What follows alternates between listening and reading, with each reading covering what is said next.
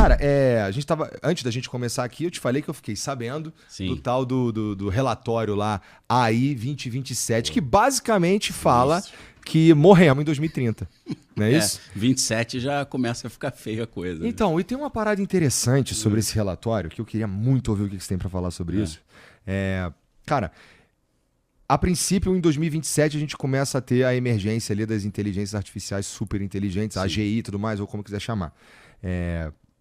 Cara, e uma das coisas que propõe ali nesse relatório, que é um relatório embasado, eu fui ver, cara, é um relatório assim, tem os caras que escreveram são embasados, os caras estão prevendo baseado no que está acontecendo, ou seja, bilhões continuarão a ser injetados e tudo mais na pesquisa.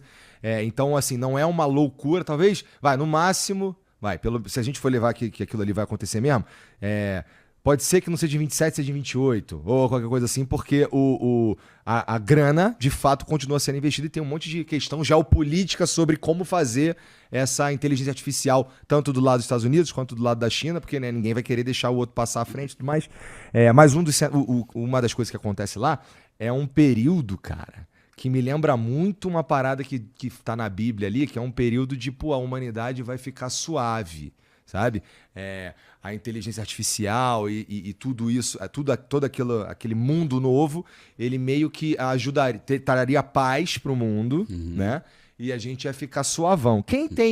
Quem já leu ou quem já ouviu falar das profecias do Apocalipse, sabe que isso daí esse aí não é nem o começo do fim, esse é o fim de fato. Sim. Não é? Assim, do ponto de vista bíblico. Com certeza. Né? Mas o que tu viu esse relatório? 71 páginas, pois tô dentraço. Daniel Cocotello, cara, o autor.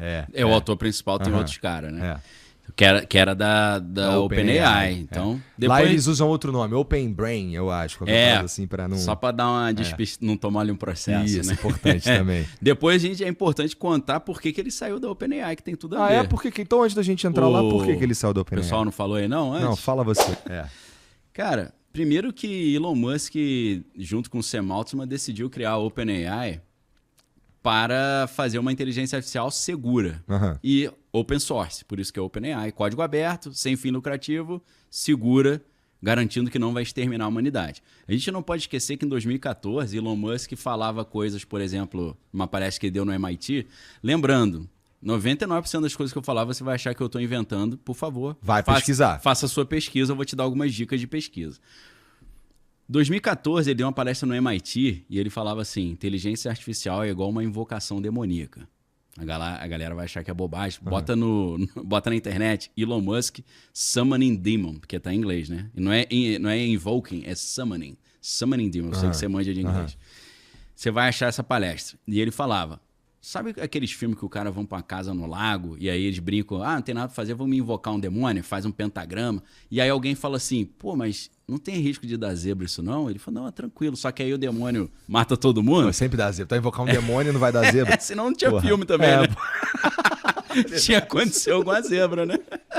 Aí então ele falou, inteligência artificial é isso aí. A gente tá construindo, achando que tá tudo tranquilo, vai matar todo mundo. Então nessa época, 2014, ele tava com essa mentalidade, cara, isso aí vai dar zebra, vai dar zebra. Então ele diz que motivado por isso, ele decide investir numa empresa que tem essa proposta de fazer uma inteligência artificial segura. Só que aí, cara, o Sam Altman, ele é um cara que começou a ter uma série de problemas nesse sentido. Ele, segundo os caras que saíram da empresa. Por que eu falei os caras? Tem o outro que é o Ilya Stutzkever. Não era transparente, mentia nas reuniões, não era honesto. Começou a galera perder a confiança nele. Isso porque será que é porque ele queria muito que aquilo ali fosse pra frente de qualquer jeito? Exatamente por isso, né? O Daniel Cocotello, que é esse do IA... Não, 2027, AI 2027. AI 2027. Facinho de achar, você botar isso. Facinho mesmo. Muito fácil. Foi o que eu coloquei no Google. Aí vem um PDFzão de 71 páginas, bonitão, legal pra caramba. Dia 3 de abril, se não estou enganado, foi o lançamento. Então, só voltando um pouquinho para a gente entender como é que a gente chega nisso, a gente tem que entender que essa empresa ela é criada para, ao contrário das outras empresas, ser uma empresa que vai garantir que a inteligência artificial não vai exterminar a humanidade. Beleza.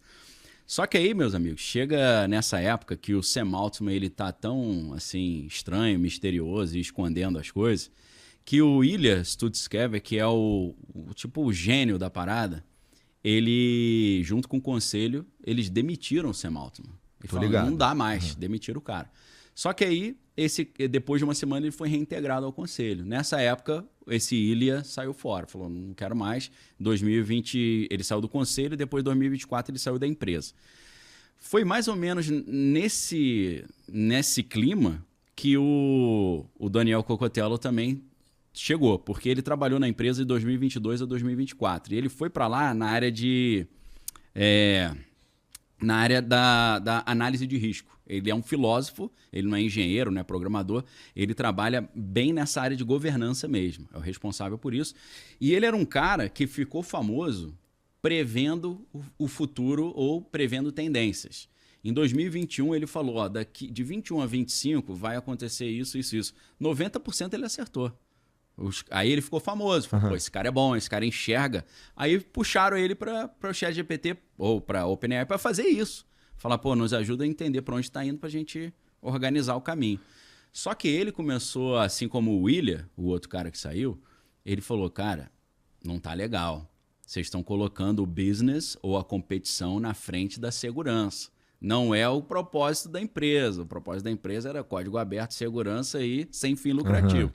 Tanto que o Elon Musk saiu da empresa e hoje ele está processando a OpenAI e o processo é meio estranho, é meio engraçado. A confusão é obrigar a OpenAI a tirar do site deles esses critérios. Somos open source, somos sem fim lucrativo. Ele quer que tire, porque não é verdade. Não é mais. Porque não é mais. Então tá tendo essa briga judicial aí. É claro que tem um monte de encrenca. O New York Times está processando também a OpenAI, porque a OpenAI pegou material com direito autoral para treinar a inteligência artificial. Se você quiser ir um pouco além da coisa ficar mais estranha, Sushir Balaji era um gênio de origem indiana, e esse cara foi o cara que deu uma entrevista para o New York Times falando, ó, eles estão usando material de vocês aí, ó, com direito autoral. Poucas semanas depois, esse maluco apareceu morto no apartamento dele. Super esquisito isso aí. Esquisitaço. Se você olhar o dossiê do negócio, o apartamento tá fechado, até a última vez que eu olhei estava fechado. A polícia não deixou ninguém entrar. A parada ficou lá largada. Uma galera entrou, mexeu nas coisas, depois saiu. Então a história é altamente estranha. A câmera não funcionou no dia, o HD sumiu. Então, esse cara que escreveu esse documento, ele falou, cara, quando eu cheguei para eles e falei, vou sair fora, que eu não quero participar disso, que isso aí vai dar merda. Ele falou assim, os caras falaram, olha, então você vai ter que assinar aqui um NDA, né? Um Non-Disclosure Agreement. Você vai ter que assumir... Que é pra não falar pros outros o que acontece ali, ele fica... Você não vai falar nada. Aí ele falou, não vou assinar não. Os caras falaram, beleza, então a gente vai meter uma multa de $2 milhões de você. Aí ele falou, pô, aí tu me quebra, né? Aí ele falou, pô, isso era 85% do meu patrimônio, né? Aí ele falou, quer saber? Mete a multa aí. Ele assumiu a bronca. Só que ele fala, nas entrevistas, ele deu uma entrevista antes de ontem para o New York Times. Ele falou, cara, mesmo eu não tendo assinado, eu tenho medo de falar essas coisas. Ele não diz por quê, né? Que bom, eu já bateu a bota aí. O outro ali já sumiu. Entendeu?